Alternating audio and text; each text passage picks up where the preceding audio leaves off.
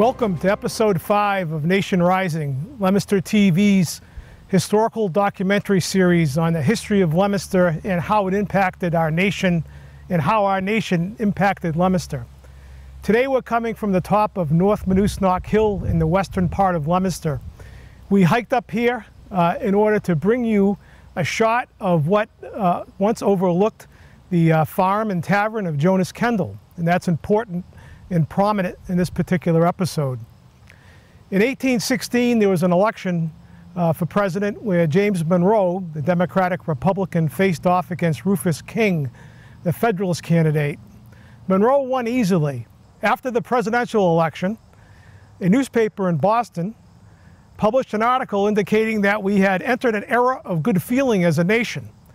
We were fresh from the War of 1812 and things were going pretty good in the country and people were optimistic about our future. 2 years later, after the election, there was an election for Congress, and Jonas Kendall, the fellow that lived in the tavern behind me, ran in 1818 in the 12th Congressional District and won, and went to Congress, was the second Leominster resident to go to Congress. As I indicated, Kendall will figure prominently in this episode, and that's why we took the trouble to come up here today and shoot from his old backyard. On March 4th, 1819, Jonas Kendall took his seat in the 16th Congress as Leominster's second representative to that body. Kendall's term was marked by two significant issues of national importance. By the time Kendall arrived in Washington, America had suffered its first serious financial panic.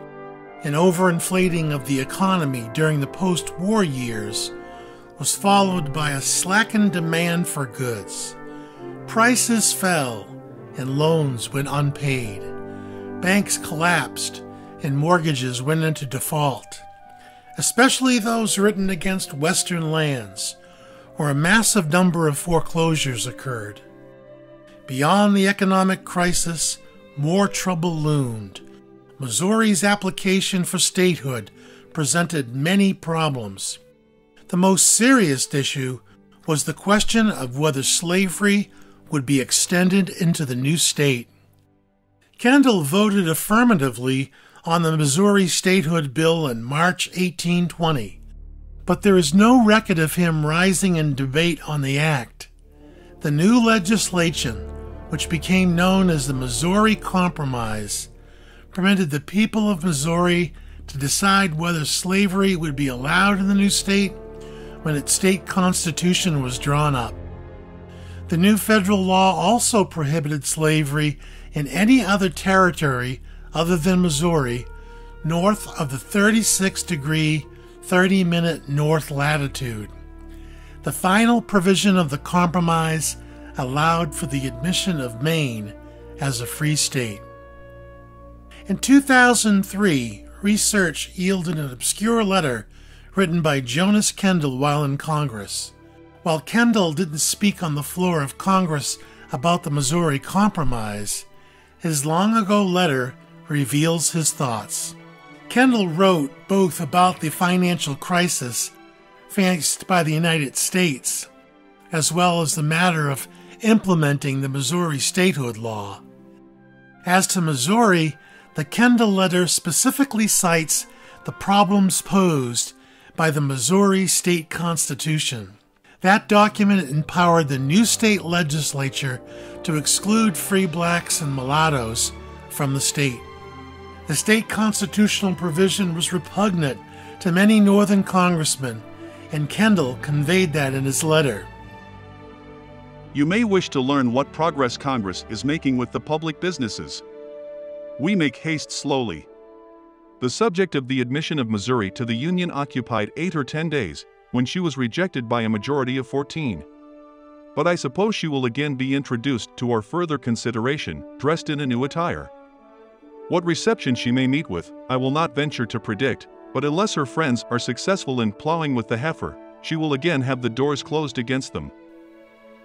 The problem was ultimately solved on March 3, 1821, when Congress stipulated that Missouri could not be admitted until it agreed that the exclusionary clause contained in its proposed constitution could not be interpreted to abandon the rights of U.S. citizens. Missouri agreed and finally became a state on August 10, 1821. Kendall was not a member of Congress when Missouri was admitted. He lost his re-election bid in November of 1820. The Kendall letter also contained some insight to the country's economic problems. The freshman legislator certainly picked an interesting time to be representing his district in Congress. He described for Reverend Hatch the problems encountered in balancing the U.S. budget. The situation of the Treasury Department is far from being agreeable. A deficiency of $7.5 million necessary to defray the annual expenditures is ascertained to exist. This deficiency must be met by the present year loans and by appropriating money from the sinking fund. But provision must be made for the future, probably by retrenchment in expenditures and by some mode of increasing revenue. A plausible estimate of receipts into the Treasury for some years to come is made by the head of the department. But they are subject to many casualties and I think cannot be depended upon. The nation's woes were not the only thing on the congressman's mind. He was keenly aware of problems facing Leominster itself. Once again, the critical position of a godly minister was in focus locally. Reverend Gardner's death on June 2, 1814, ended a long period of stability in the local ministry. Replacing Gardner would not be easy. Wilder noted that in his history, "We have now arrived at a point where we may take an observation of the second eclipse in our ecclesiastical history." The town brought in 3 potential candidates. All were rejected. The next month, the church voted 31 to 12 in favor of inviting William Bascom to become its pastor. This time the town meeting concurred by a vote of 197 to 25, and Reverend Bascom became Leominster's 3rd minister. Unfortunately for Reverend Bascom, there were certain divisions among the Leominster flock, and not all were satisfied with his ministry. In 1819, just as Kendall was orienting himself in Congress, the problem came to a head.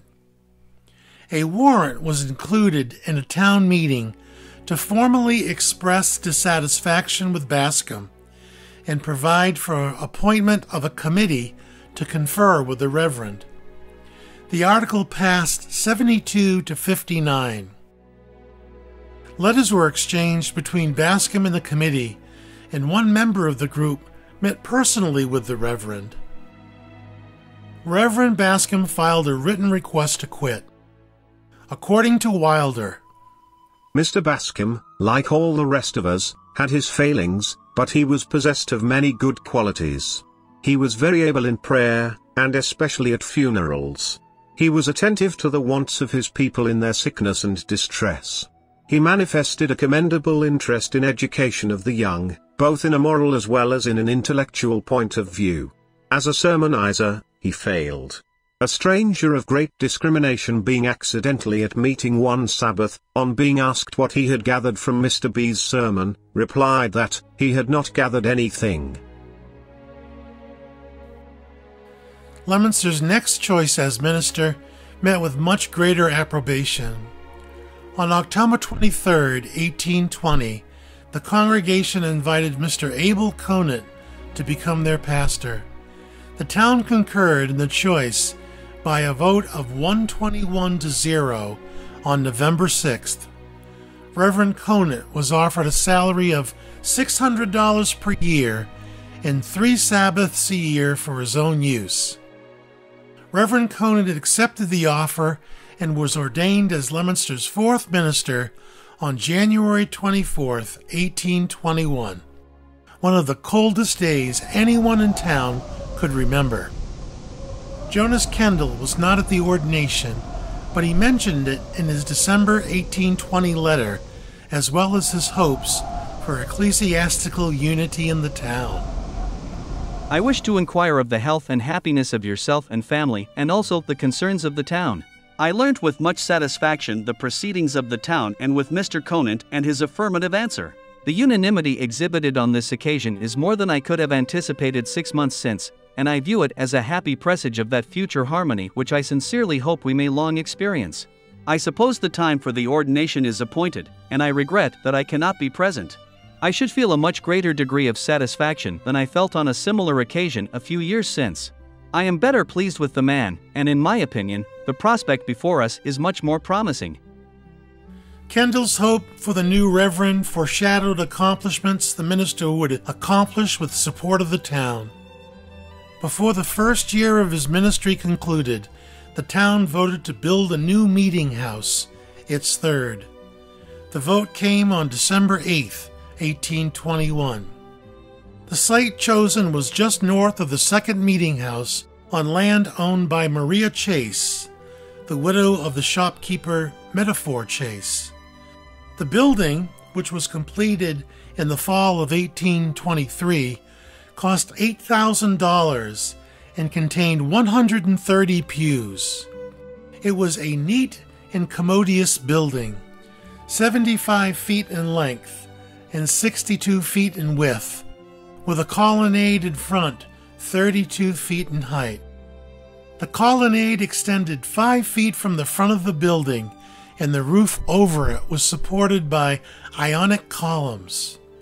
Above the colonnade was a belfry and steeple. During the morning of October 15, 1823, Reverend Conant preached a sermon at the second meeting house, then referred to as the Old Meeting House, and that afternoon he preached his first sermon at the dedication of the new meeting house. The dedication service was attended by a large crowd. The performance of the choir drew accolades. Not all of Leominster's residents were satisfied with Reverend Conant's ministry. Like other places throughout New England, the seeds of religious division began to be sown in Leominster. In 1822, the second year of Reverend Abel Conant's ministry, and while the third meeting house was being constructed, dissatisfaction emerged among a number of members of the church. The dissenting members were unhappy with the church's lack of adherence to fundamental Calvinist doctrines, such as predestination, on which the Congregationalist faith was founded. In some towns, the original church retained its traditional doctrine, and those members advocating the modern liberality of Unitarianism withdrew to form Unitarian churches. Such was not the case in Leominster. Historian Emma Moore, in a paper delivered at the Leominster Historical Society in 1907, wrote, "When the preacher adopted the liberal views, and a large number agreed with him, then the evangelical part of the flock sought a new fold and another shepherd." On December 25, 1822, a number of members did just that and formed the Calvinistic Society, or Orthodox Congregational Church. The original constitution of the church was signed by 35 men and 5 women. The second church building of the society took the name the Orthodox Church. It was constructed in 1836 and dedicated on February 8, 1837, but only after a day of fasting, that the church may with suitable feelings enter their new house and dedicate it to God, the Father, Son, and Holy Ghost. The new church was located on land southwesterly of the Common, the same plot of land now occupied by the Pilgrim Congregational Church, the name the society took in 1914. The Congregational Church was the government's only recognized and tax-supported religion until 1835 in the Commonwealth of Massachusetts. The cleaving of the Congregational Church was not the only religious change that came to Leominster in the early years of the 1820s. On March 23, 1823, the Methodist Episcopal Society was formed at the home of Nathan Stratton.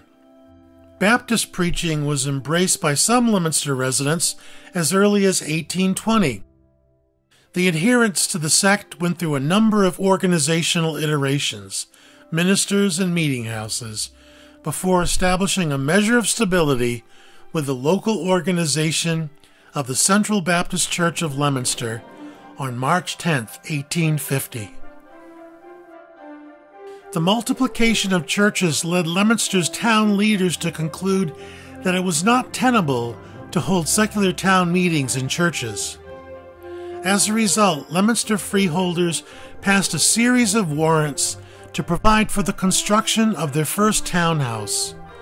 The townhouse, which became known as Gardner Hall, was 50 feet by 42 feet and 2 stories high. It was constructed with the materials of the second meeting house taken down in 1822. Gardner Hall was located on the present-day site of the municipal building. Town meetings were held on the second floor of the building, and schoolrooms and town offices were located on the first floor. The first town meeting was held there on November 1st, 1824. Even though it was a purely secular building, Reverend Abel Conant gave the dedication prayer, being the pastor of the prominent religious society in the town. The expansion of religious thought and re-examination of humanity's relationship with God foretold a new era of social reforms. In the next decade, the performance of good acts became identified with the means of salvation, something that did not square with Calvinism in the doctrine of predestination. Societal change was not limited to religion. New industries gained a foothold in the first years of the 19th century that were on the precipice of a great expansion. New machinery and patents improved the efficiency of established industries, and none was more important than combs in Leominster.